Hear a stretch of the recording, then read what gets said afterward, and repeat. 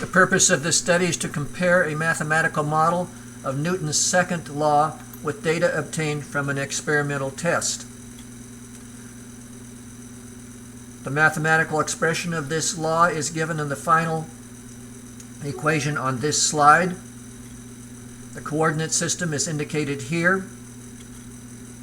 The experimental arrangement is to start an object traveling at an initial velocity v initial along the negative x-axis.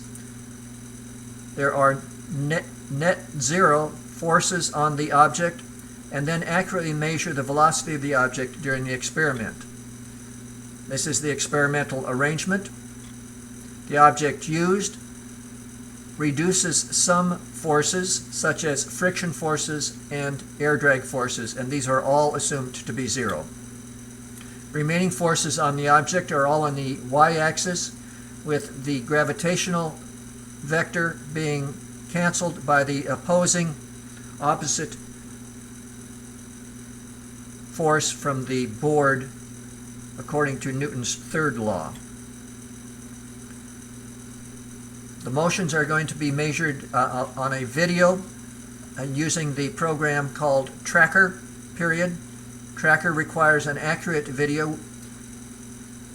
The frame rate will be constant.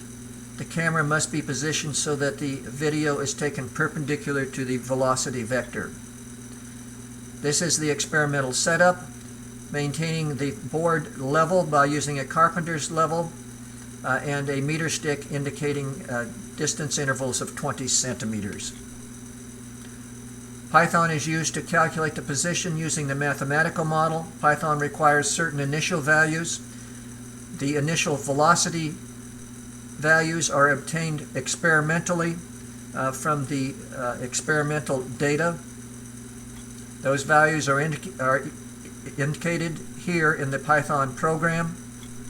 Python uses a loop, and the condition for the loop is that t is less than 1.2 seconds. This is the results of the calculated data.